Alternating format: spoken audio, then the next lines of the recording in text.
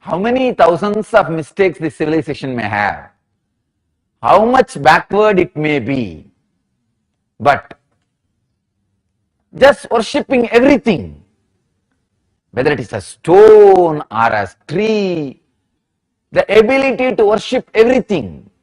It's not a joke, understand? The ability to bow down to everything, the ability to surrender to everything, the ability to trust everything. One of the greatest gifts from the Ganges civilization to the whole cosmos is the ability to surrender, the ability to worship, the ability to trust, ability to dissolve. It's the greatest gift from the Ganges civilization. There is a beautiful story, Zen story. There was a great master. His disciple also is an enlightened master, Suzuki. When Suzuki's master passed away, the disciple, his name is Suzuki, he started crying, weeping, rolling on the ground. All the other disciples came and asked, Master, what is this? You are an enlightened being. How can you cry like this? How can you weep? Then Suzuki says, if an enlightened person should not cry, get lost. I am not interested in your enlightenment. I can't be so insensitive to this situation. I am crying because I'll miss his physical presence. He can never leave me, or I can never leave him, because he became me and I became him. That is different. But physically I'll miss him. I'll miss the graceful actions of him and the beautiful conscious leela, conscious play happening around him. I'll miss him. I'll miss it. That is why I'm crying. Then another disciple is asking, then what about the teaching which you are giving all these years? Accept what is happening. Accept what is happening. Tatada, tatada, tatada. What has happened to the teaching?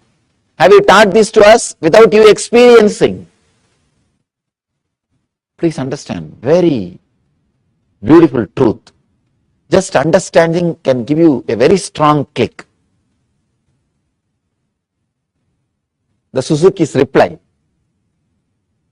That disciple is asking, then have you taught this tatada, accepting what is without you experiencing? Suzuki beautifully explains, there are two levels of acceptance. One, accepting whatever is outside the situation. Accepting the situation. Surrendering to this moment. Surrendering to tathata, what is. Surrendering to the now.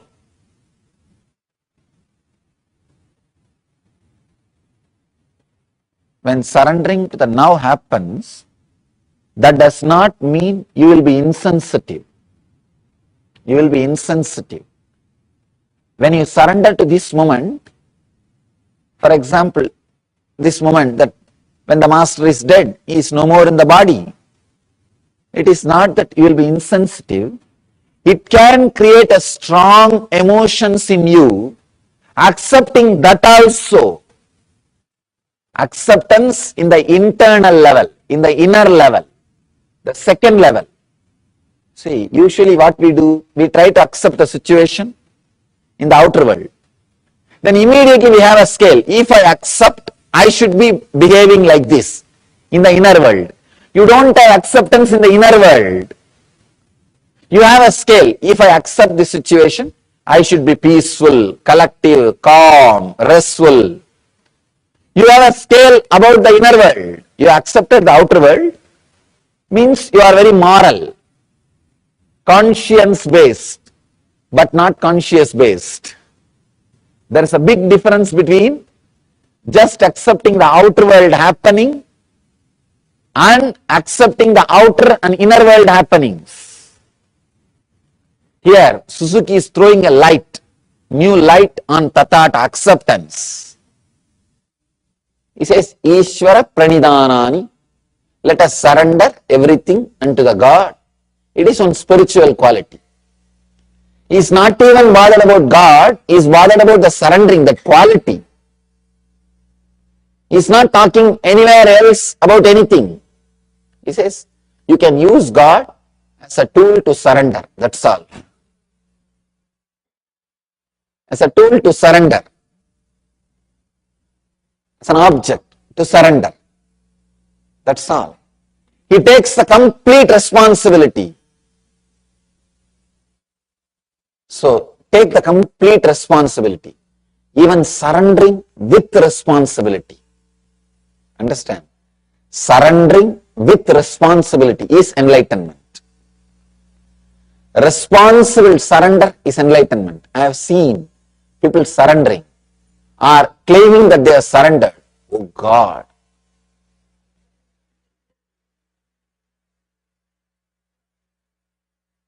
Even if you are caught by your enemies, you will not be tortured that much.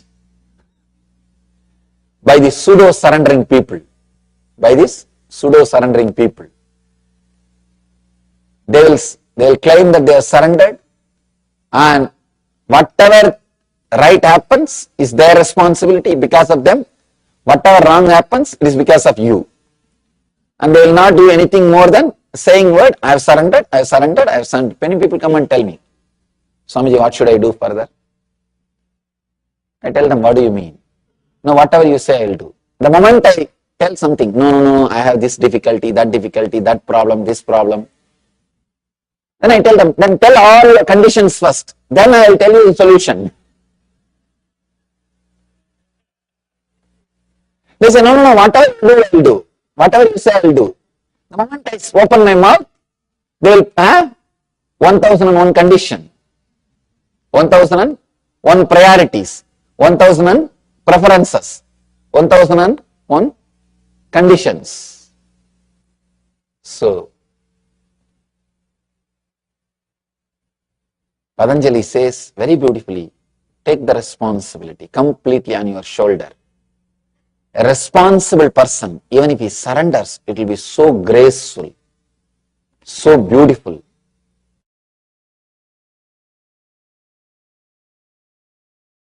Conflict has no life.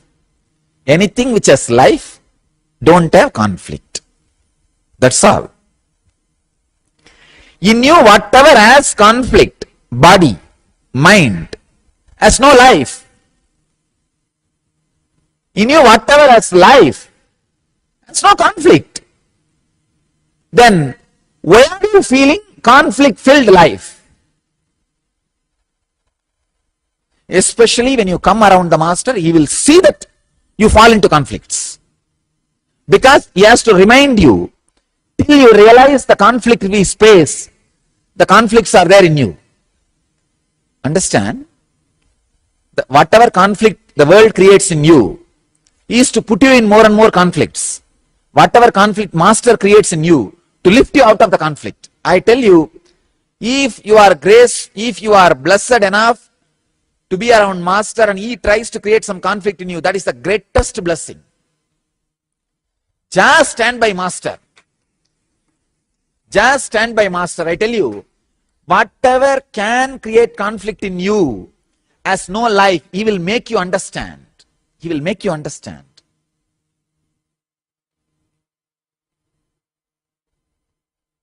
Whatever is life in you has no conflict. Whatever creates conflict in you has no life. Whatever has life in you has no conflict. Anything which creates conflict in you has no life. Understand? Your fear, it may have life. Maybe it is having few years of life. 1 year life, nothing. It has no life. It has simply no life. Depression, insecurity, fear of your outer world wealth, or fear of your own image, everything. Those things has no life. I tell you, conflict has no life, life has no conflict. When you think conflict as life, you are doing the mistake of avidya, what Patanjali says here, taking anitya as nitya, asuchi as suchi, and anatma as atma, dukkha as sukha. Please understand, conflict-free life is not opposite to conflict-filled life. If you think the word conflict-filled life and conflict-free life are opposite to each other, then conflict-free life itself has one conflict. Is it not? Understand? If a conflict-free life as an opposite of conflict-free life, then even if you achieve the state of conflict-free life, you have an opposite, you have a conflict of conflict-filled life. For example, now you all have a conflict-filled life. You achieve conflict-free life. Then naturally even there you have a conflict, anytime conflict-filled my life may come back. Is it not? That is why I am telling you, conflict-free life is not opposite to conflict-filled life. It is beyond conflict-filled life. Whenever Master inflicts conflict in you, he invokes conflict in you. Take that opportunity to jump and be in the space of conflict-free life. Understand, conflict-free life is not opposite to conflict-filled life. It is above the conflict-filled and conflict-less. Conflict-free life, the only way out of depression.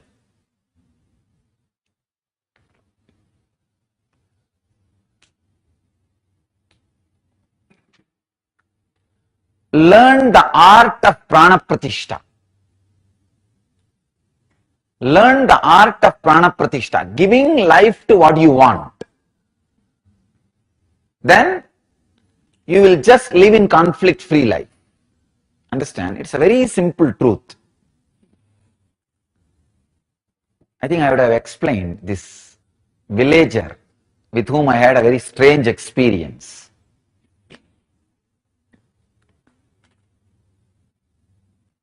During my wandering, I was resting in the noon time under a tree, putting my head on a small stone, which had turmeric, all that little puja was done on that, but I did not expect it is worshipped by somebody as God.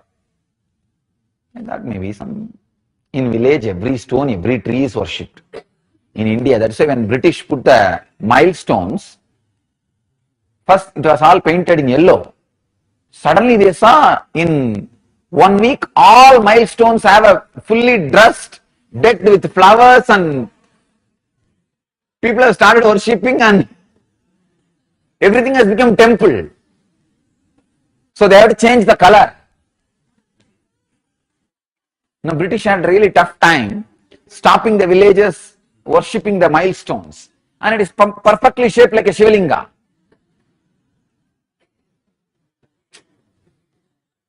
That is why I just bow down to this civilization. How many thousands of mistakes this civilization may have, how much backward it may be, but just worshipping everything, whether it is a stone or a tree, the ability to worship everything, it's not a joke, understand? The ability to bow down to everything, the ability to surrender to everything, the ability to trust everything.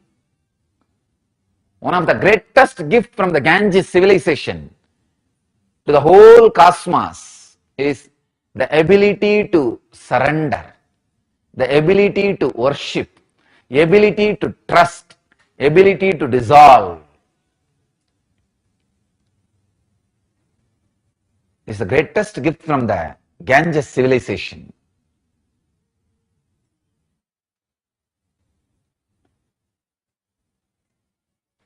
It is not a joke. when you feel an individuality, the ability to just relax, trust, ability to trust more than your boundary.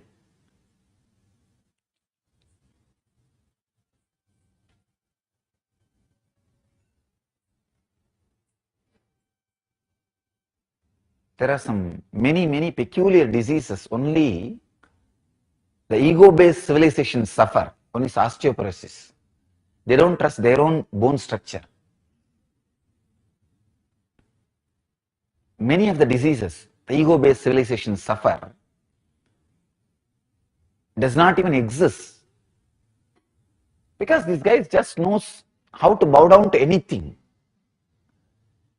Go to village, whether it is a small kids or the officer going to an office or anybody, when they walk on the road, see every street will have 20 temples, small or big. They will bow down in front of every temple and go. And they will bow down in front of every temple very sincerely. Even in my school days, if school starts at 8:30, I'll start from my house by 6:30. And the school is only maybe 2 kilometers, not more than that. Because I will have to bow down in every temple, every deity.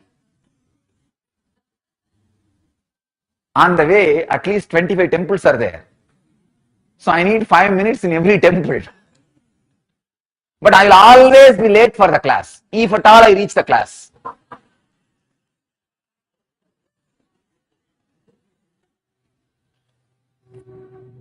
I put my head on the stone. I should not say stone. Deity for somebody. Once it is deity for somebody, it should be deity for everybody. So I put my head by mistake without knowing the deity on deity.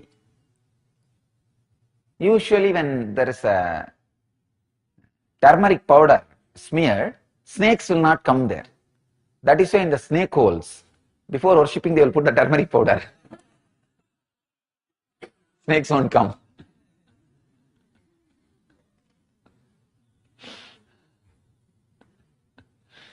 So I thought maybe that is the area where the snakes are too much. So somebody, before resting, they have put turmeric powder. They rested. So I put my head. Maybe in 1 hour, some villager from 2-3 kilometers apart, away, he was running towards me, shouting. When he came near me, he just said, "Because you are a sadhu, I am leaving you. Otherwise, I would have broken your head. How dare you put your head on my Shiva?" So he had a telepathy connection with the deity. He was sleeping in the house. Noon usually villages rest. In morning they work before the sunrise, like around 5 o'clock to 8 o'clock, 9 o'clock they work in their field.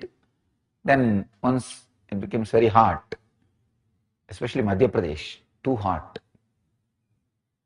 they rest in the noon time. Evening again they come back and work in the field till maybe around 4 o'clock they will start until 7 o'clock, till it becomes completely dark they will work. So this guy was sleeping in his house and he ran and came and he said, "I saw in my dream somebody is disrespecting my deity, my Shiva. So anyhow, you are a sadhu, I am leaving you. Don't do this anymore." I really felt bad that I abused somebody's deity. So I apologized to him, but I was so happy that somebody could have a telepathy connection just with a stone. When you worship as a deity, he is so strong with his feeling connection, he was able to just connect with the deity, just with the trust. So I apologized, then I moved. There was a small temple in that village. I stayed in that village, in the temple. And I was talking about this incident to few people. Some foreigner came to that village like as a tourist. His guide, who can speak little English and little Hindi, English or Hindi, that guy was taking around that foreigner and he wanted to show that foreigner some Indian sadhu. So he brought that foreigner to me and he was telling him about Indian sadhus, few things. Then I also tried. Those days I can't speak fluent English. I can manage, but not fluently. Neither Hindi nor English, but somehow I manage my wandering. But broken Hindi words are enough. For sadhu, you don't need to speak much. Now in North India, they will give you food and they will take care of you, and great people. It's very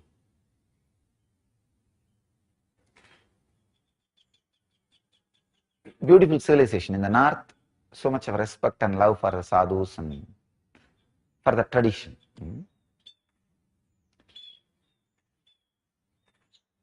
So I was explaining that like this happened.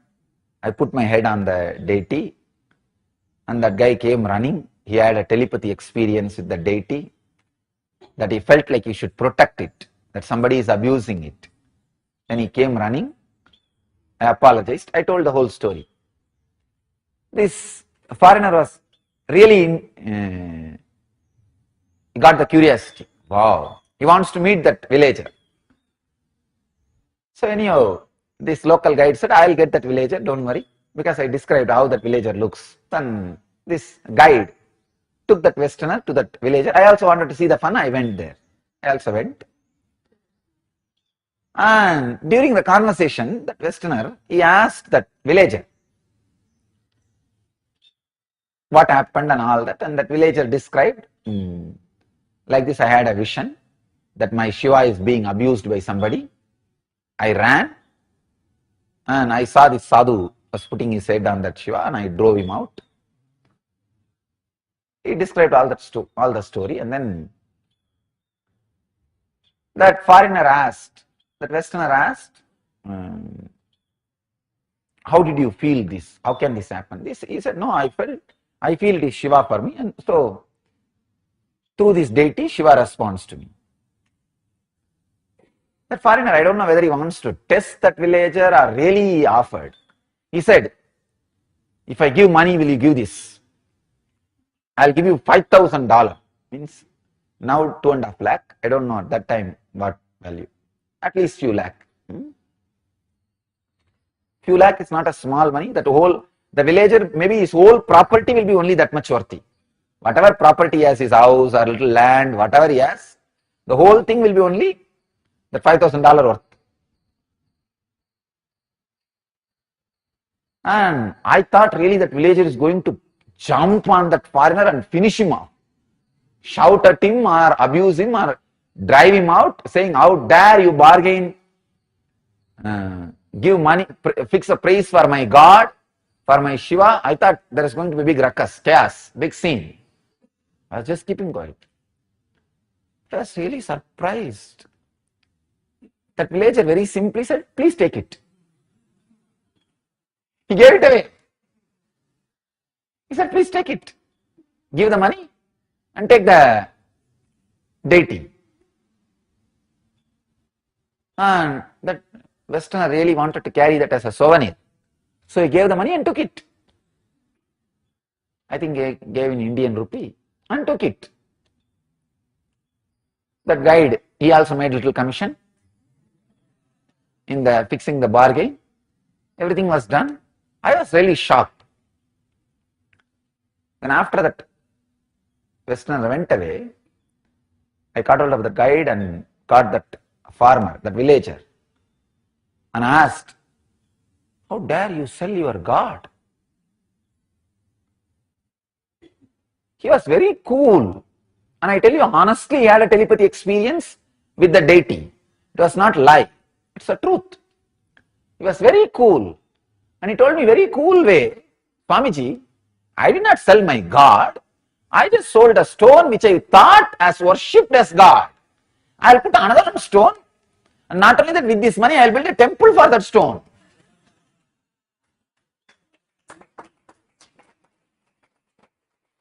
See, and he was very clear, I'll put another on stone and do prana pratishtha.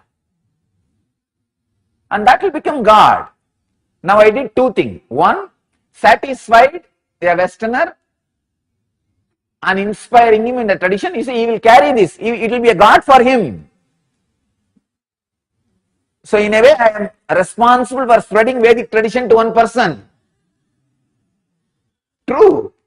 See, he said, naturally he is going to carry it and worship.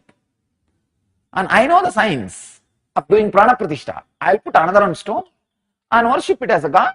And this new stone is going to do the same work for me, which the old stone was doing. So I have the ability to do prana pratishtha. I was really shocked. Understand? See, especially when you have some extraordinary experience with a stone, it is not an easy joke to retain the clarity. I put energy into it. Even though it speaks to me, it is my own trust. It is my ability to do prana pratishtha. This is what I call, even if you have the Daiva Bhakti, you should ultimately know the truth. It is Atma Bhakti. Your own Atman, you are seeing it as God outside. So the Daiva Bhakti should lead you to the depth of Atma Bhakti. I was shocked. A villager can have so much of clarity. And that guy really did not spend that money on himself. And he put another one small deity, Shiva, and built a small temple. Not big, but small temple he built with that money. Still the temple is there. Ability to do prana pratishtha. The clarity to have prana pratishtha. Understand? Now, in your life also, because you gave life to the conflict, conflict appears as reality and you really perceive it. Because you perceive it, you forget you gave power to it. Don't forget, even if you perceive it as reality, you gave power to it.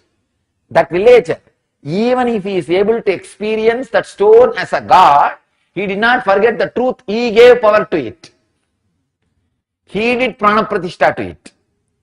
But in your life, even though you gave power to all the conflicts, after you start perceiving it, you forget you gave power to those conflicts. Remember, retain the ability to do prana pratishtha.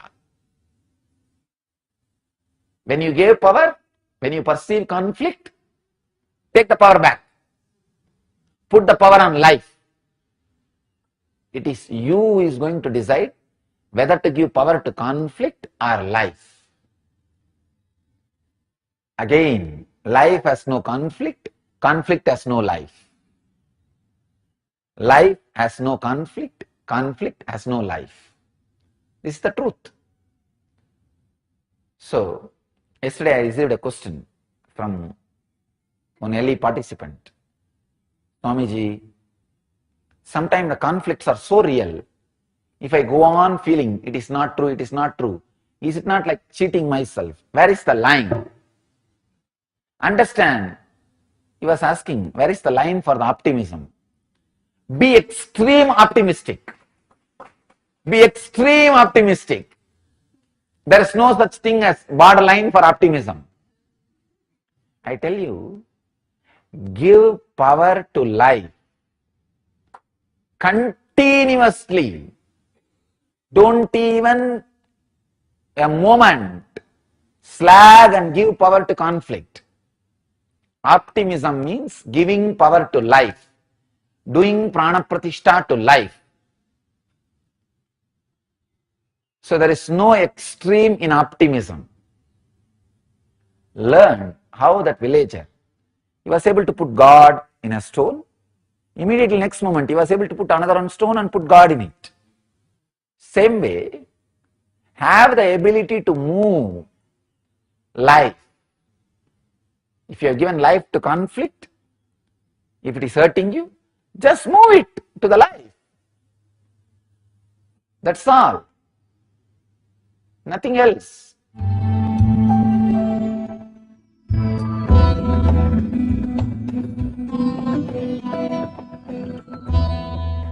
Today's subject, conflict-free life.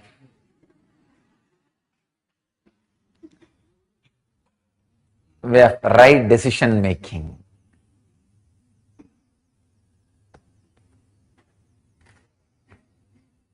Again, the subject opens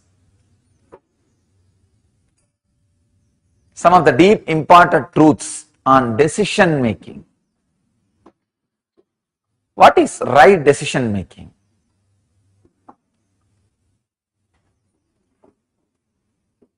Seeing the past as past, future as future, present as present, and deciding is right decision making.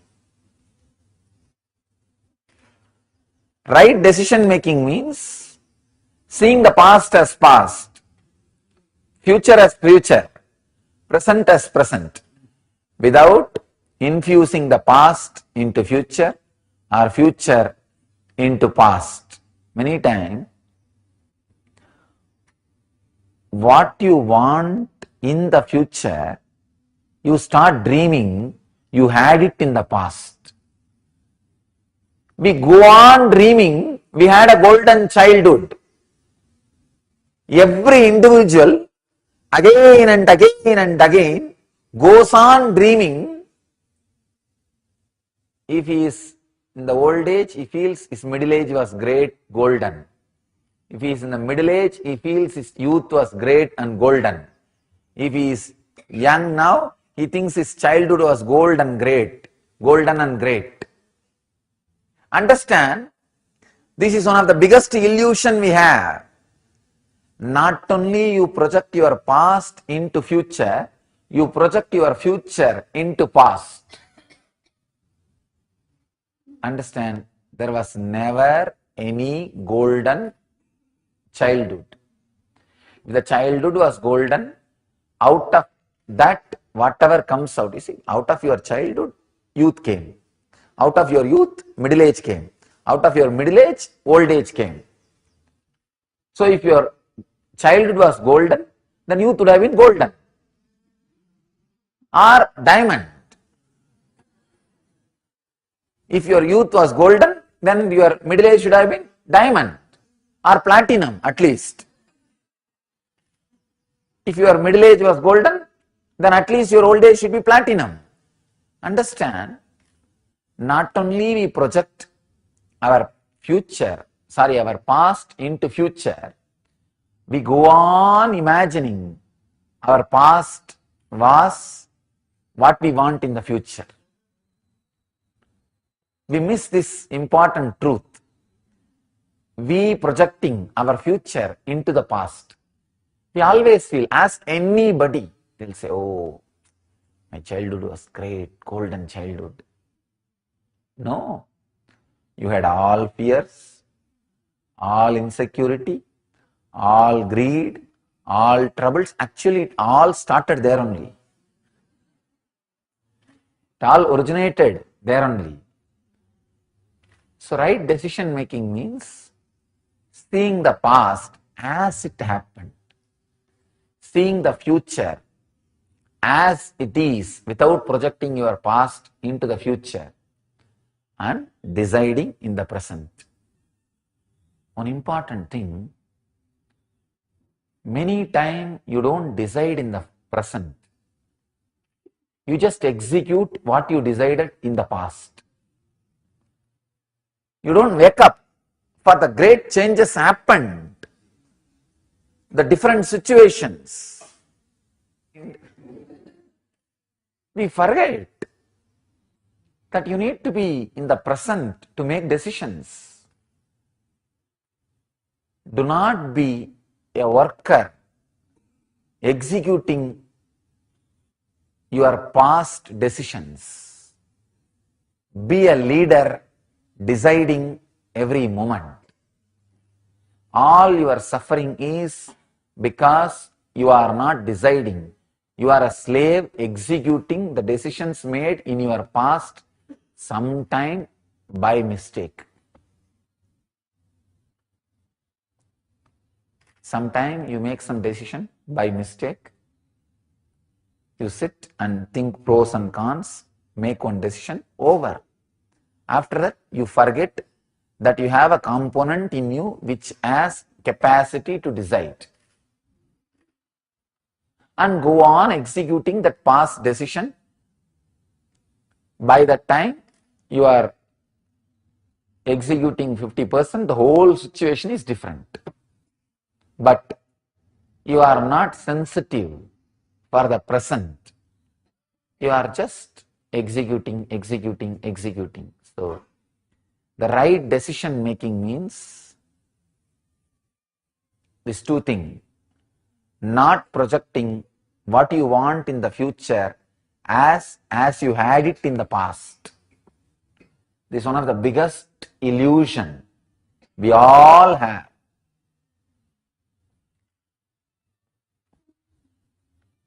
How do you want your relationship to be? How it was 3 years before? Look, 3 years before also you had enough suffering.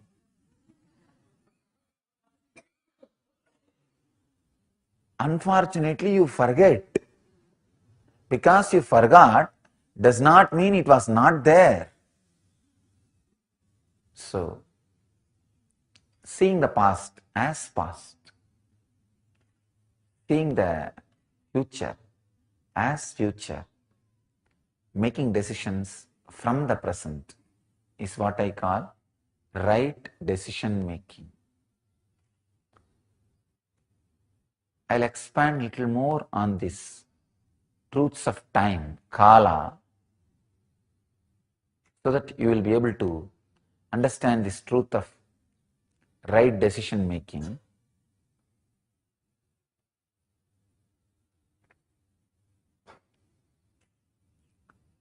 The psychological time and chronological time. Chronological time means the clock clicking. That is chronological time. Psychological time means your mind moving. Your mind moving to and fro or back and forth, whatever way it moves.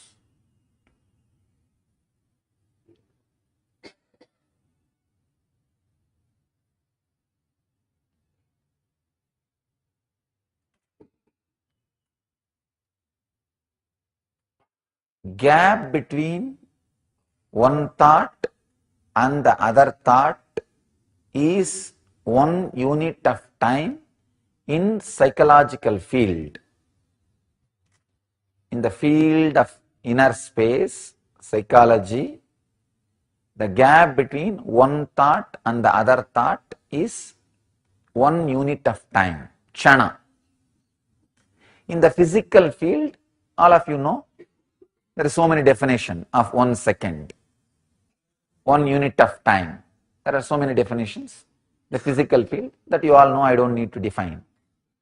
But in the psychological field, gap between one thought and the other thought is 1 unit of time. When there is more gap, means less number of thoughts. When there is more gap, each unit of time will be more clear, more available, more spacious, so all your 5 senses can perceive it. Please understand. If the psychological 1 unit of time is 4 times more than physical 1 unit of time, your senses will be purified, because your senses will have sensitivity to perceive. If your psychological time unit is 5 times more than the physical unit of time, you will enter into the divine space means the extraordinary smell, extraordinary taste, extraordinary hearing, extraordinary touch will start happening. Understand? Till this equation you need to understand. The physical unit, one time, 1 unit time, and psychological 1 unit time. If the psychological unit is at least 4 unit of physical unit, means like a 4-second is gap between one thought and the other thought, means your body will get the sensitivity to sense things peacefully. Till then, any decision you make, you directly go to hell. No roundabout way.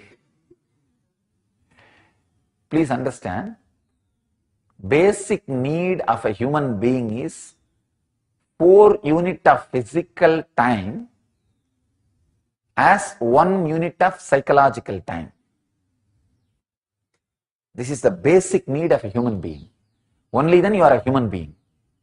Only then you have a right to handle your brain. This is a owner's manual for brain. If you have not learnt how to make 4 unit of physical time as 1 unit of psychological time, you are sitting and driving a vehicle which has no brake. This should be the basic lesson taught to all the beings which has an independent, intelligent brain.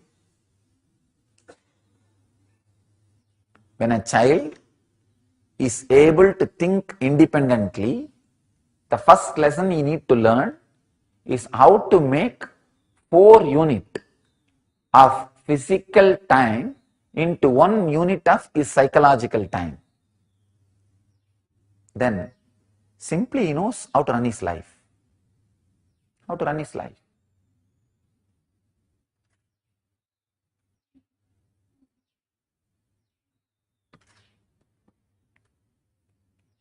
When you are able to make 5 unit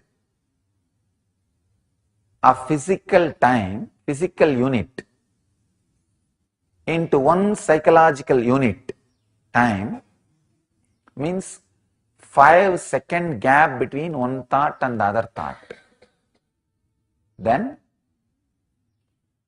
you will start experiencing the divine, I can say that intense smell.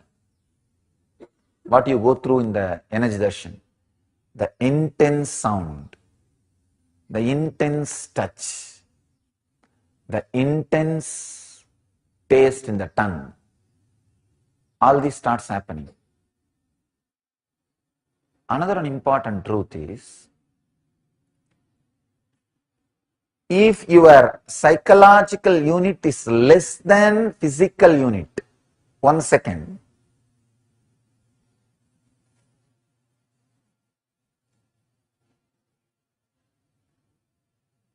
your time is not solid experience, it is a kind of a air, just disappears. That is what is called pralaya, black hole. Everything being sucked into it and nothing is delivered.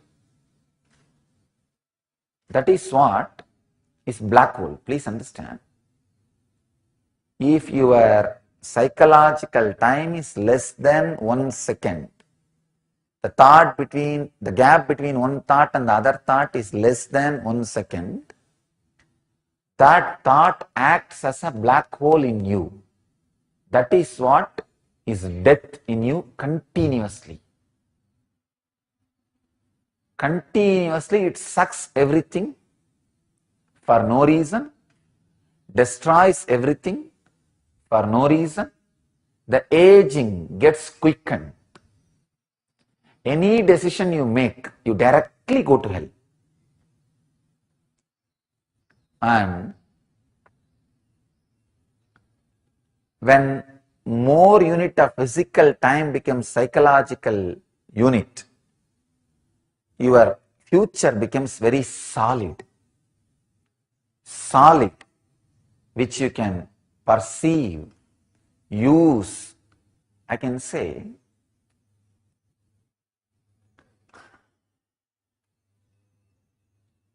if your psychological time unit, the gap between one thought and the other thought, kshana, is more than 4 seconds,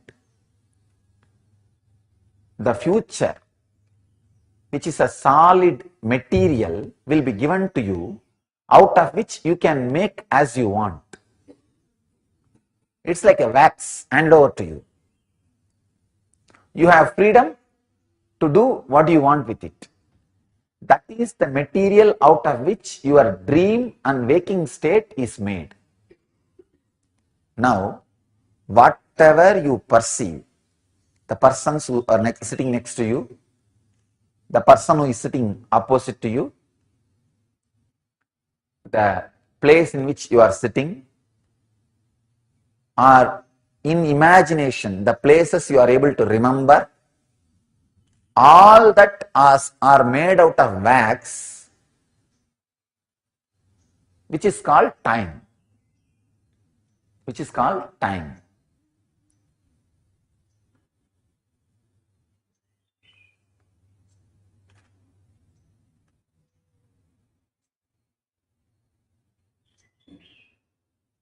If you have a deep insecurity of melting this wax, you will hold on,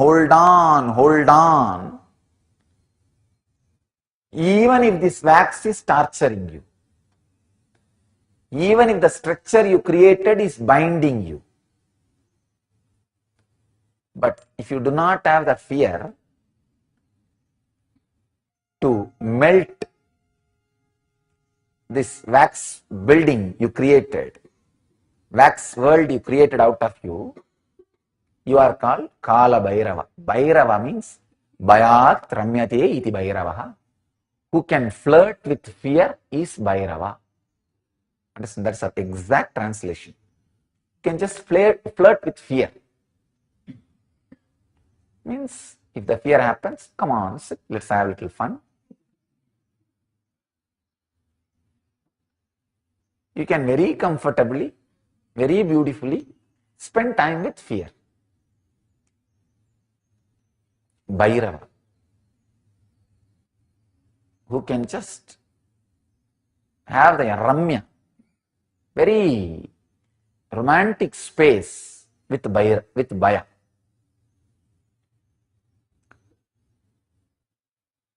Person whose psychological unit of time, kshana, is more than 4 seconds, not only will have freedom to create his future, he will have healed emotion.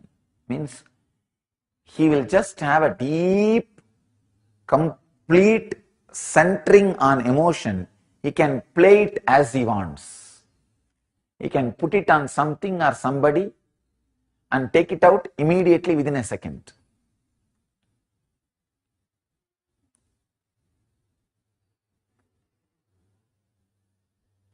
Living without getting attached, renouncing without having hangover. The complete conflict-free inner space. So, work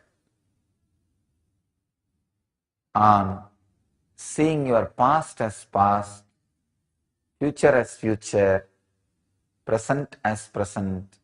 Any decision you make in the present will be the present to you by the presence.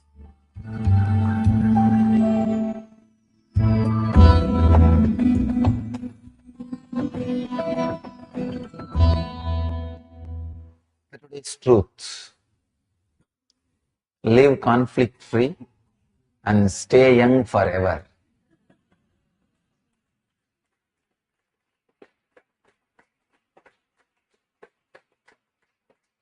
You may think how living conflict-free can make you live young forever.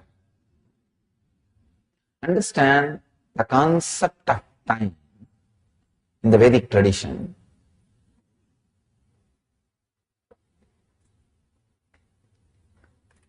Because our rishis, our masters, know that time is a one more matter which can be handled, manipulated, used as we want. They have created a clear understanding about time. Please understand, time is a matter, just like a chair on which you are sitting. The chair on which you are sitting, you can move wherever you want. You can either sit on it or you can sit on the ground. You can use as you want. Same way, just like that, time is a matter. What is aging after all? Look deeply into this idea of time and idea of aging. See, your body is made out of bio-memories. Means lot of thoughts and engraved memories, engrams, which inspires you, pushes you into actions. Thoughts, engraved memories which pushes you into actions. These two are the base material for your body. Thoughts are like a random, vague, as I said, that random fishes jumping. Engraved memories, the thoughts which you picked up again and again to work, those became engraved memory. These two are the base material. Please understand, I am revealing one of the important truth. The gap between one thought and the other thought is Kshana, one unit of time in Vedic tradition. If you pick up more and more thoughts to make it into action, more and more engrams. Please understand, step by step. First, your body is made out of random thoughts and regularized engrams. Regularized engram means the thoughts which you again and again picked up to work, to make into reality. What for you are working. You are maybe even thinking is a working. If you are thinking far in that particular direction again and again and again, it can be called as working. So, random thoughts like a fish is jumping in the lake, and specific thoughts which you again and again picked up, try to make into reality, try to infuse reality. So engrams, these two are the base material for your body. This is one truth. The other truth, the gap between one thought and the other thought is a Kshana, means time. As long as there are only thoughts, there is no aging. Only when the engrams hit the thoughts or thoughts hit the engrams, the aging starts happening in your body. Please understand. When you pick up more and more thoughts and try to make them into reality, the conflict starts. 10 seconds before you picked up the thought of being in silence and trying to make it reality. 10 minutes after you are picking up the thought of going to the office and working wildly and making money, you want this thought to become reality. Then starts conflict. Aging starts happening when there is a fight between the engram and thoughts. If there is only thoughts, there is no aging. There is no aging. Only the fight between the engrams and thoughts in your muscles is responsible for aging. If you look little deeply, the time, which is a one more matter, itself has no power to distract, destroy your consciousness. Then what is it that is adding so much of fear, insecurity, and sense of aging on us? Please understand. The time itself has no power over your consciousness. But your inner space, in which consciousness is also part, struggles constantly with fear and insecurity of aging and getting destroyed or being lost. What is that? Suffering. What is the reason for suffering? What is that which is suffering? Look both. The reason for suffering is your thoughts and engrams having conflict. What is that suffering is the biomemory, which is made out of these two, the thoughts and engraved memories. It's a very subtle, deep truth. I wanted you to understand this important fact. If you go and see the Kalabhairava in our ashram, in charge of security, is the Lord of Time, you will see he will be standing on the time shaft. Means he is the Lord of time shaft, who is beyond time shaft. If you see, he will be having his left leg in the front and right leg in the back. Funny thing is, the right leg represents the future, left leg represents the past.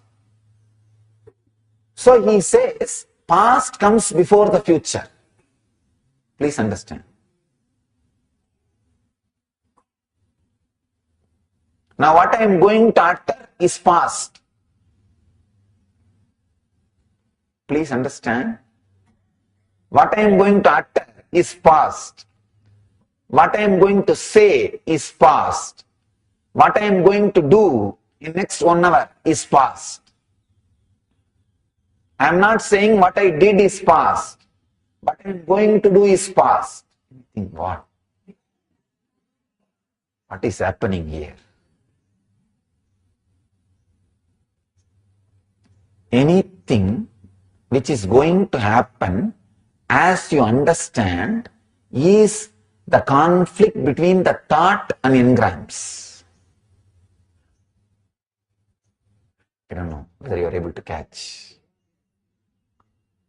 Anything which is going to happen is the fight and conflict between thought and engrams, means time, which is already defined. Anything already defined is past.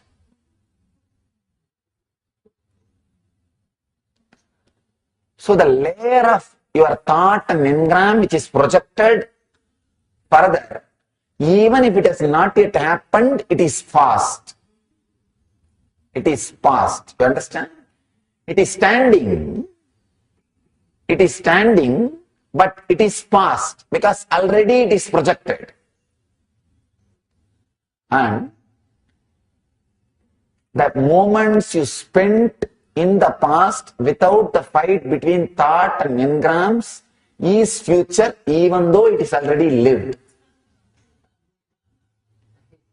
Listen. The moments you are going to spend in conflict between the thoughts and biomemory, thoughts and engrams, even it is not lived, because it is already projected, it is past. The moments you spent without having fight between the thoughts and engrams, even if it is already spent, it is future. Emptiness.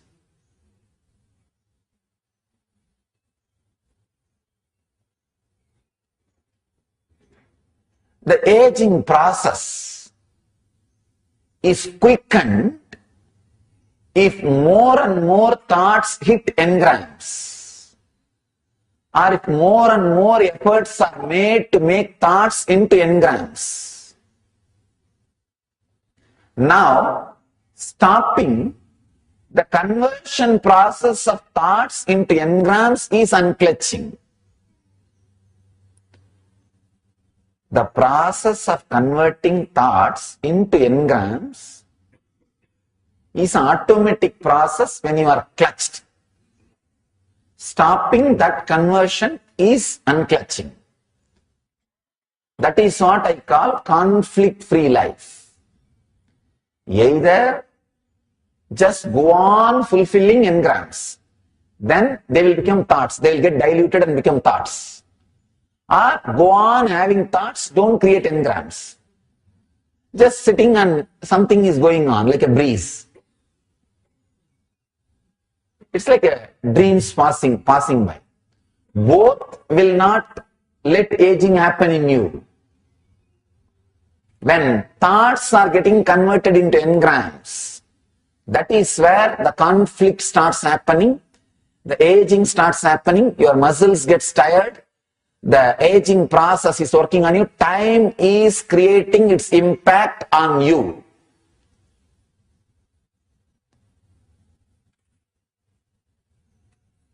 Your inner space, which is mixture of the pure consciousness and thoughts and engrams, will start experiencing chaos only when the thoughts and engrams hit each other. Try to overlap onto other space. Actually, if the engrams becoming thoughts will not have much difficulty, much problem. But thoughts becoming engrams will create deep tiredness in you. See, all catharsis process which I am teaching you, either shouting or screaming or crying or releasing, is nothing but diluting engram into thoughts so that you can unclutch easily from it. All catharsis process, including samana balancing. See, samana balancing is a subtle part of engrams becoming thoughts. A reversal of engrams becoming thoughts. What you do in the life is making thoughts into engrams. That is what we call pravritti marga. And converting engrams into thoughts is what we call nivritti marga in Sanskrit. Understand? If you are moving towards nivritti marga, you will stay young forever. If you are moving towards pravritti marga, you will get aged very quickly. Aging is directly related to your inner space. The idea which you carry about you in the inner space directly reflects on your body. You can see the Indian middle-aged women are more aged, I can say at least twice more aged than a Western middle-aged woman. Because for an Indian middle-aged woman, after 2 kids, her life is done. Nothing more to be done. Nothing more to be done. But in the West, it's not like that. There is a life. There is life. There is something more to do.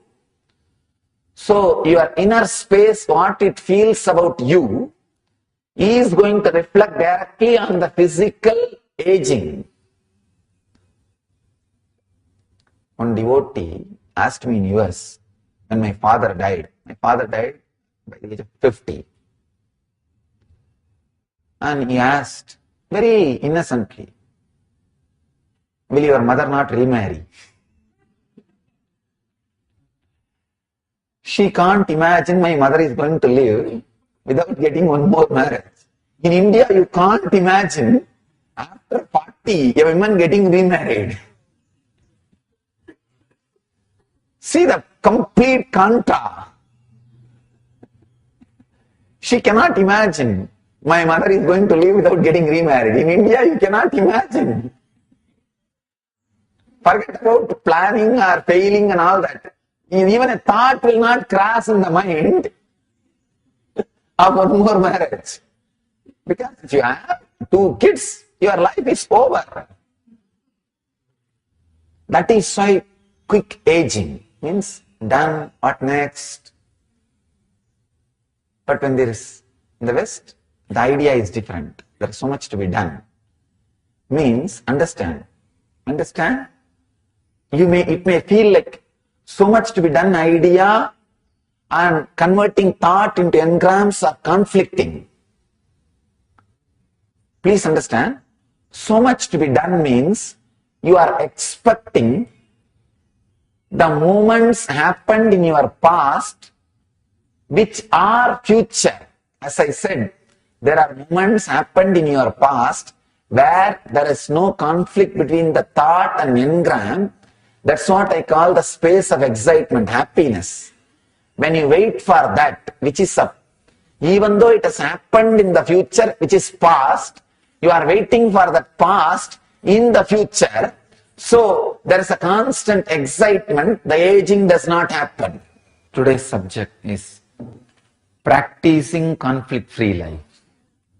As long as you think there is something other than you,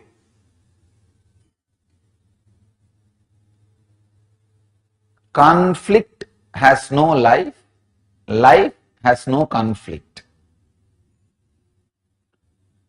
As long as you think there is something other than you exists, the fear or conflict continues to be alive in your system. All you need is tuning your system, tuning your body and mind to understand that there is nothing other than you exists, or there is nothing other than you exists. Please understand. Either there is nothing like you other than the other exists, or nothing like other exists other than you.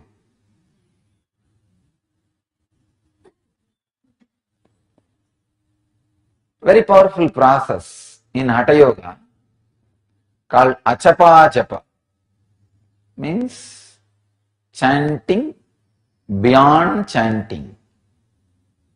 Even the chanting word is not exact translation of japa. Japa means more like a flowing. Flowing without flowing. Chanting without chanting. Ajapa japa.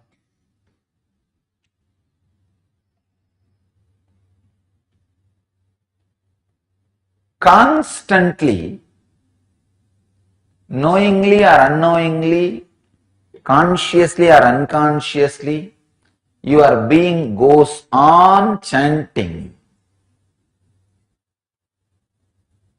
this Hamsa mantra. When you inhale, the tone hum. When you exhale, sam. When we verbalize, even this hum and sum gets shape. But if you don't verbalize and just observe, the subtle version of hum and sum will be happening. It will not be complete defined hum or defined sum. It's like a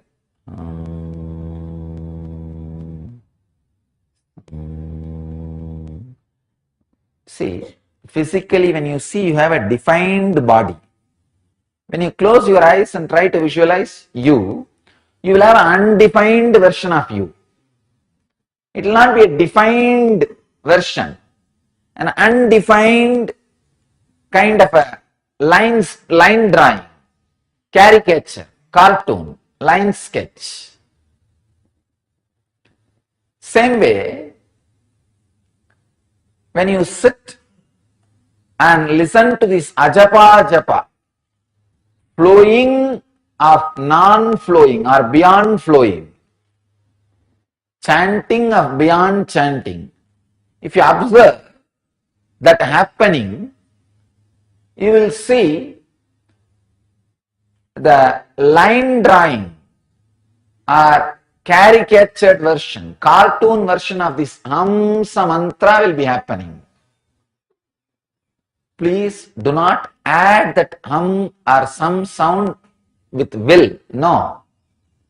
I am not asking you to add with will. When you add with will, it becomes japa, means chanting. No. I am not teaching you that. I am telling you to sit and try to find out the mantra. In the beginning, it will be the dull version or undefined version of hum and sum. Slowly, slowly, either hum or sum will disappear. Understand? Hum means the idea, me, I. Sum means the whole. You can call it cosmos, God, or anything other than you, anything beyond you. When the strong defining difference between this hum and sum disappears, you become Paramahamsa. As long as this hum and sum happens in you, you are a Hamsa. When the gap between the sound difference between this hum and sum disappears, means merges into one, that you and he merges into one, the I and you merges into one, you become Paramahamsa. You are beyond the Hamsa. Anybody who is beyond the Hamsa mantra is Paramahamsa.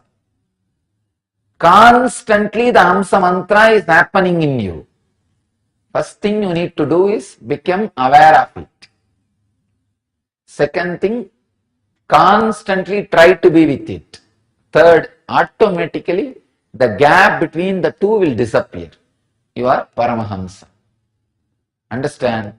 Very powerful technique for practicing conflict-free life. It's a very powerful way of balancing or elevating your internal consciousness beyond the conflict. The teaching which I was sharing yesterday, life has no conflict, conflict has no life, will become reality in you when your Hamsa mantra gets in tune, because any verbalization goes on inside, adds its smell to your breathing. Any verbalization goes on inside, adds its smell to your breathing, means adds its vibration to your breathing. So when you sit with Hamsa, first thing is verbalization, inner verbalization settles down. Only the physiological movements will be happening, means the physiological conflict of going in and coming out. When you sit with that also, even the physiological conflict will disappear. Please understand. As on now, you will not even be having pure hum or pure sum.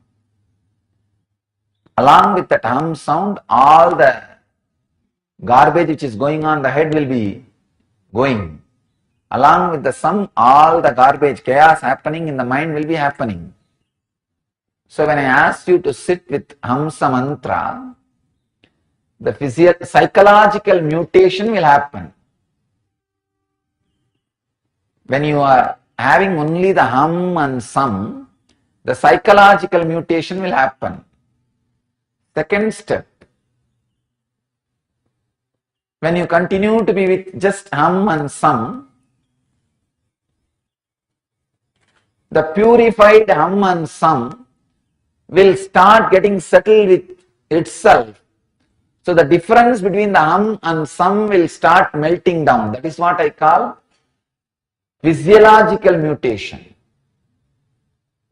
When the psychological mutation and physiological mutation happens, it's conflict-free life, living enlightenment. So the straight process, please understand, sitting with hum and sum, psychological mutation. Second, getting into the space where the hum and sum meets and merges, that is physiological mutation.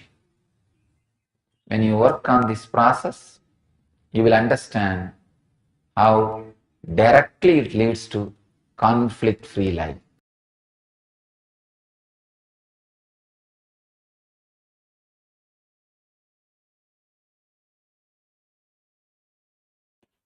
Ramakrishna speaks about this great swan. Just day before yesterday, I saw a great swan flying in the Himalayas. Yesterday we went together. Day before yesterday we were in Sitapur. Traveling, evening, about to reach Sitapur that time. But by that time I turned and wanted to call this Swamis who are sitting with me. Call this our first number bus guys. By the time it is not there. Then I decided, I think these fellows can't see. I put my head down, relax. Again I was seeing. 3 times I just slowly raised the head, turned to call these guys without losing the eyesight where the fellow is flying, because such a height, a single bird cannot be flying. The moment I saw, I found out, this is Paramahamsa. This is great swan. This is Paramahamsa. By the time I turned to call these fellows, it's not there. 3 times. Then I decided, I think these fellows can't see by the ordinary eyes. Maybe it won't be seen by the ordinary eyes. I just stopped trying to call these guys. Then, at least half an hour it was in my vision. Half an hour it was there. Physically. See, the great swans are like the enlightened masters who take this the bird body just to go around and see their territory. Anyhow, Ramakrishna speaks about this great swan. It is supposed to be the metaphysical bird, seen only by enlightened eyes, or the people who are living in the high consciousness. Of course, only if you are enlightened, you will be able to stay in high consciousness. That is different. This bird, it will lay the egg. In 40% distance itself, it will hatch. 60% distance, it will grow wings. Before touching the ground, by 90% distance, it will just take off and fly back. It will never touch the ground. It will never touch the planet Earth.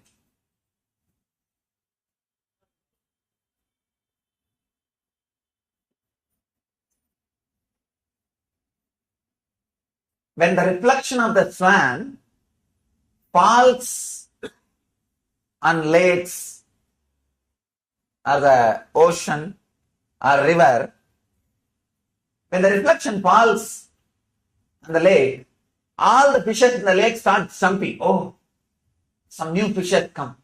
Big fishes come. They all start jumping on the reflection and start playing with it. Some fishes jump this way, some fishes jump this way, some fishes jump that way. Some fishes are thinking, oh, what a beautiful fish. What wonderful fish. And they try to jump this way and that way. Some fishes start calling other fishes, hey, come quickly and come and see this fish. Beautiful fish, big fish, pretty fish, whatever you want to call. Some fishes will start even putting fence.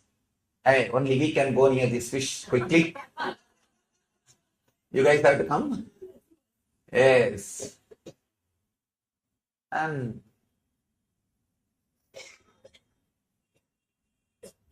some fishes which jumps this way will feel that fish is hugging them. They will go and write the reminiscence. Oh, this fish is so great. It's so loving, radiating compassion, amazing love and compassion. Some fishes which will jump this way, they will feel as if that swan is kicking them out. That reflection is kicking them out. No. This fish is arrogant. This is not so loving as this fellow told me. In books I read it was very loving and compassionate, and I went there, but the reflection was shouting. It is not as compassionate as this fellow say. Some fishes will go out and write, no. It is not. It is very arrogant, condescending, and whatever they feel like. Those fishes feel like. There are some intelligent fishes which will think, no, this does not seem to be a fish. Seems to be something else. Those fishes are called devotees. Very few intelligent fishes which sees, no, it is not even something else. It is just a reflection of something, and they will look up and see the swan fly. They are disciples. Understand? There are fishes which jumps this way and feels that reflection is hugging them, loving, caring, compassionate, go out and write reminiscences. One level. There are some fishes who will jump this way and will say, no. That's fish kicked me out. It is not loving, compassionate. That's one batch. Some rare intelligent fishes only will look. No, this is not even a fish like us. Something else. The moment the doubt is created, he is not, see, there is a beautiful sloka in Gita. Whoever thinks Guru as a better human being has abused the divine presence. Guru is not a better human being. He is completely disconnected from this very idea of human beings. So only few intelligent guys get an idea. No, he is not a better fish or a big fish or different big fish or a beautiful fish or anything. No, he is not this species which we think. The very quality, the very brand, the very idea is totally different. Those people who feel that, who are fortunate enough to have that click, only they start becoming devotees. Start living around or practicing very sincerely whatever is expressed. See, the people who come and go, both fishes which claim that he is love and compassion and embodiment of care and all those things, the fishes which jump out and say, no, not like that, everything is business. Both fishes are called consumers. They are consumers. The fishes which start looking, no, this is no more a fish. No, this is not a fish just like us. He is an investor. He starts investing. Only when you have that doubt, no, this is not just a fish, something else, you are ready to look up, see the source. When you look up and see the original fish, original swan, you understand the truth, suddenly you see you were also never a fish. You were thinking you are a fish. Suddenly you see, I am a swan. You fly and play with that swan.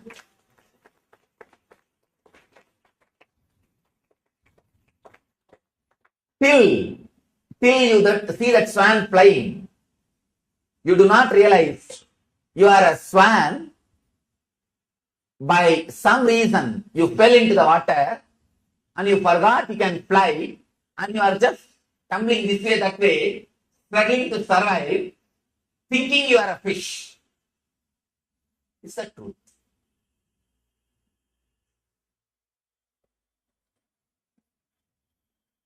Different kinds of fishes come. There are some fishes very busy, just jumping this way and that way. When these fishes jump this way and that way, the reflection starts moving just because of the wave created by the fishes. And these fishes think that swan is moving. That's why reflection is moving.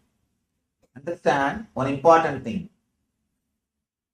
Whether the fishes are jumping and moving the reflection, or they are feeling it is loving and compassionate and hugging, or they are feeling no, everything is business and hating, or they look little deep and find out, I think this is not just a fish, this is something else. Only at that point you start doing puja, worship. No, he's not just an ordinary human being, something more. At the time the devotion starts, start doing puja. When intensely the thirst is awakened, you look up and see the swan. One important thing, whether you jump and say this swan is compassionate, this reflection is compassionate, or you jump out and say, no, this is not compassionate, it is arrogant, or you say, no, this is not even looking like a fish, it is something else, or you look up and find out the swan flying. All these 4 steps, the swan does not even bother. It's not even touched. Neither touched nor bothered about all these 4 steps. Intelligent are those who can look up and fly.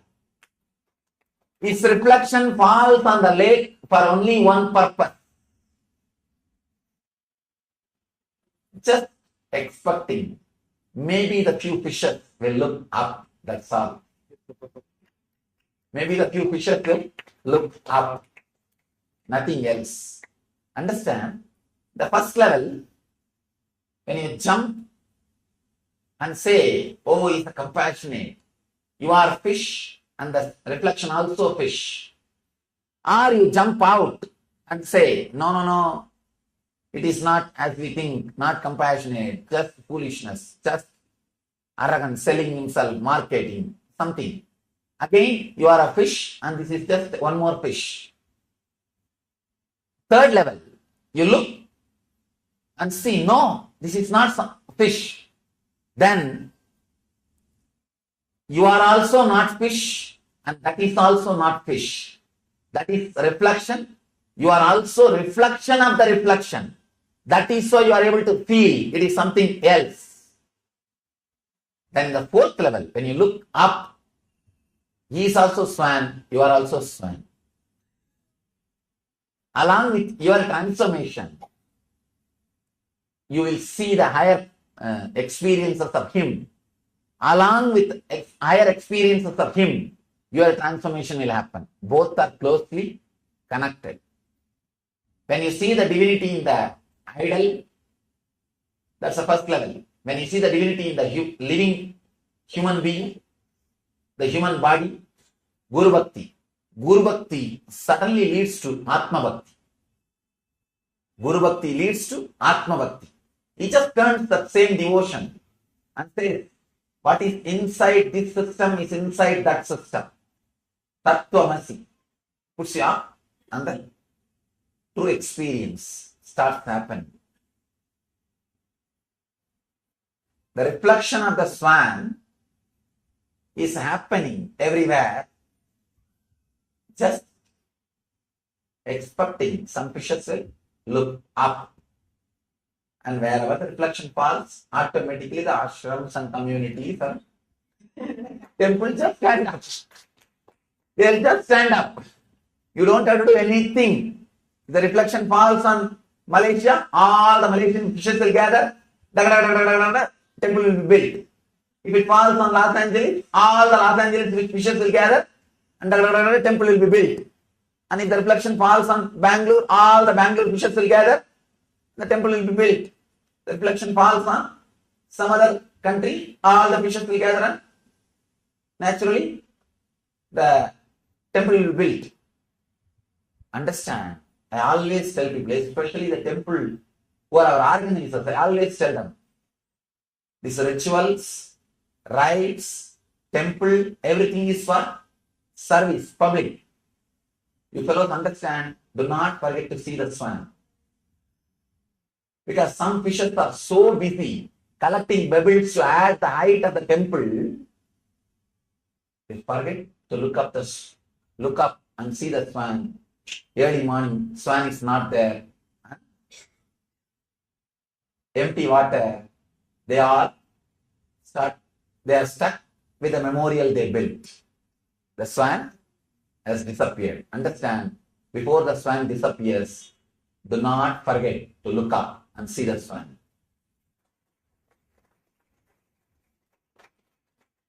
Sometimes people just play around and miss to look up and see the swan, thinking that it is going to be there forever.